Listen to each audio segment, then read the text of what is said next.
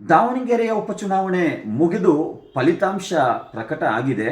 ಆದರೆ ದಾವಣಗೆರೆಯ ಚುನಾವಣೆಯ ಬಿಸಿ ಇನ್ನೂ ಆರಿಲ್ಲ ಎಂಬುದಕ್ಕೆ ಸ್ಪಷ್ಟ ನಿರ್ದೇಶನ ಕರ್ನಾಟಕದ ಕಾಂಗ್ರೆಸ್ ಸರ್ಕಾರ 3 ವರ್ಷಗಳ ನಂತರ 2022ರಲ್ಲಿ ಕೋಮುವಾದಿ ಬಿಜೆಪಿ ಸರ್ಕಾರದ ಬೊಮ್ಮಾಯಿ ನೇತೃತ್ವದ ಸರ್ಕಾರ ಶಿಕ್ಷಣ ಸಂಸ್ಥೆಗಳಲ್ಲಿ ಹಿಜಾಬ್ ಅಂದರೆ ತಲೆಗವಸದ ಮೇಲಿನ ನಿರ್ಬಂಧ ಹೇರಿ ಹೊರಡಿಸಿದ್ದ ಸುತ್ತೋಲೆಯನ್ನು ಹಿಂಪಡೆದಿರುವಂಥದ್ದು ಸ್ಪಷ್ಟ ಉದಾಹರಣೆಯಾಗಿದೆ. ಇದರ ಕ್ರೆಡಿಟು ಹಲವಾರು ಜನರು ತಗೊಳ್ತಾ ಇದ್ದಾರೆ. ನನಗೆ ಭಾವಿಸಿದ ಮಟ್ಟಿಗೆ ದಾವಣಗೆರೆಯ ಸ್ವಾಭಿಮಾನಿ ಮತದಾರರು ಇದಕ್ಕೆ ಅರ್ಹರಾಗಿದ್ದಾರೆ ಈ ಕ್ರೆಡಿಟನ್ನು ಪಡ್ಕೊಳ್ಳಿಕ್ಕೆ. ನೀವು ಚಲಾಯಿಸಿರುವಂಥ ಒಂದೊಂದು ಮತವೂ ಕೂಡ ಇವತ್ತು ವಿಧಾನಸಭೆಯಲ್ಲಿ ಮತ್ತು ಆಡಳಿತ ಪಕ್ಷದಲ್ಲಿ ತಲ್ಲಣವನ್ನುಂಟು ಮಾಡಿದೆ ಎಂಬುದು ಸತ್ಯ. ಎನಿವೇ ಕ್ರೆಡಿಟ್ ನೀವು ಯಾರು ಬೇಕಾದರೂ ತಗೊಳ್ಳಿ. ಕೆಲವೊಂದು ಕಹಿ ಸತ್ಯಗಳನ್ನು ನಾನು ಈ ವಿಡಿಯೋ ಮುಖಾಂತರ ನಿಮ್ಮ ಮುಂದೆ ಇಡಲಿಕ್ಕೆ ಬಯಸ್ತೇನೆ. ಇವತ್ತು ಯಾರೆಲ್ಲ ಕ್ರೆಡಿಟ್ ತಗೊಳ್ತಾ ಇದ್ದೀರಾ, ಒಂದು ಪ್ರಶ್ನೆ ನಿಮ್ಮ ಮುಂದೆ. ಕಳೆದ 3 ವರ್ಷದ ಅವಧಿಯಲ್ಲಿ ಸರಿಸುಮಾರು 16,000 ವಿದ್ಯಾರ್ಥಿನಿಯರಿಗೆ ಹಿಜಾಬಿನ ಕಾರಣಕ್ಕಾಗಿ ಎಕ್ಸಾಮಿನೇಷನ್ ಹಾಲಿನ ಒಳಗಡೆ ಬಿಡದಲೆ ಅವರ ಶಿಕ್ಷಣವನ್ನು ಅವರು ಮೊಟಕುಗೊಳಿಸುವಂಥ ಪರಿಸ್ಥಿತಿ ನಿರ್ಮಾಣ ಆಯ್ತಲ್ಲ. ಈ ಅಸಂವಿಧಾನಿಕ ಈ ಸುತ್ತೋಲೆಯ ಕಾರಣದಿಂದ ಅವರಿಗೆ ನ್ಯಾಯ ಸಿಕ್ಕಿದೆಯಾ? ಅವರಿಗೆ ಸರ್ಕಾರ ಇವತ್ತು ಪರ್ಯಾಯ ವ್ಯವಸ್ಥೆಯನ್ನು ಮಾಡಬೇಕು, ಅವರ ಎಕ್ಸಾಮಿಗೆ ಬೇಕಾದಂಥ ವ್ಯವಸ್ಥೆಯನ್ನು ಮಾಡಬೇಕು. ಆಗ ನೈಜವಾಗಿ ಆ ವಿದ್ಯಾರ್ಥಿನಿಯರಿಗೆ ನ್ಯಾಯ ಸಿಗುತ್ತೆ.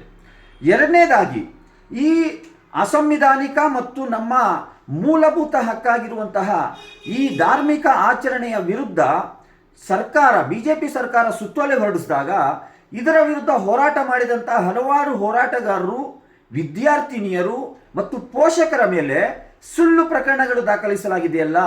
ದಾವಣಗೆರೆಯ ನ್ಯಾಯಾಲಯದಲ್ಲೂ ಕೂಡ ಇವತ್ತು ಹಲವಾರು ಜನರು ಇನ್ನೂ ದಾವಣಗೆರೆಯ ನ್ಯಾಯಾಲಯವನ್ನು ಅಲೆಯುತ್ತಾ ಇದ್ದಾರೆ. ಅವರಿಗೆ ನ್ಯಾಯ ಸಿಕ್ಕಿದೆಯಾ?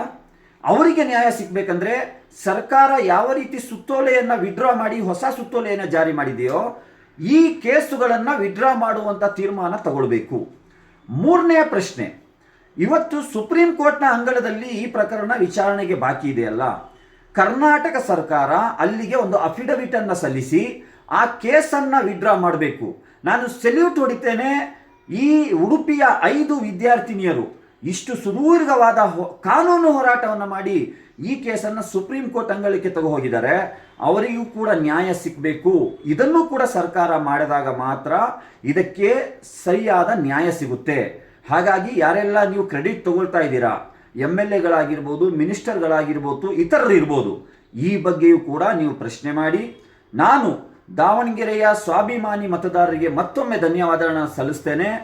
ನೀವು ತಗೊಂಡಿರುವಂತಹ ಒಂದು ನಿರ್ಧಾರದಿಂದ ಇವತ್ತು ಸರ್ಕಾರದ ನಿದ್ದೆ ಗೆಟ್ಟಿದೆ ಮತ್ತು ನಿದ್ದೆ ಹಾರು ಹೋಗಿದೆ. ಮುಂದಿನ ದಿನಗಳಲ್ಲಿ ಅಲ್ಪಸಂಖ್ಯಾತರ 2B ರಿಸರ್ವೇಷನ್ ಕೂಡ ಮರುಸ್ಥಾಪನೆಯಾಗಿ 8% ಏರಿಕೆ ಆಗಬೇಕು. ಅದರ ಬಗ್ಗೆಯೂ ನಾವು ಧ್ವನಿ ಎತ್ತಬೇಕು. ಅಸಂವಿಧಾನಿಕ ಮತ್ತು ರೈತ ವಿರೋಧಿ ಗೋಹತ್ಯಾ ನಿಷೇಧ ಕಾನೂನು ಏನಿದೆ ಅದು ಕೂಡ ವಿಡ್ರಾ ಆಗಬೇಕು. ಅದೇ ರೀತಿ ಮತಾಂತರ ನಿಷೇಧ ಕಾಯ್ದೆ, ಅಲ್ಪಸಂಖ್ಯಾತರನ್ನು ಟಾರ್ಗೆಟ್ ಮಾಡಿಕೊಂಡು, ಕ್ರಿಶ್ಚಿಯನ್ ಇನ್ಸ್ಟಿಟ್ಯೂಷನ್ಗಳನ್ನು ಟಾರ್ಗೆಟ್ ಮಾಡಿಕೊಂಡು ತಂದಿರಲಾಗಿರುವಂತಹ ಮತಾಂತರ ನಿಷೇಧ ಕಾಯ್ದೆಯನ್ನು ಕೂಡ ವಿಡ್ರಾ ಮಾಡಬೇಕು.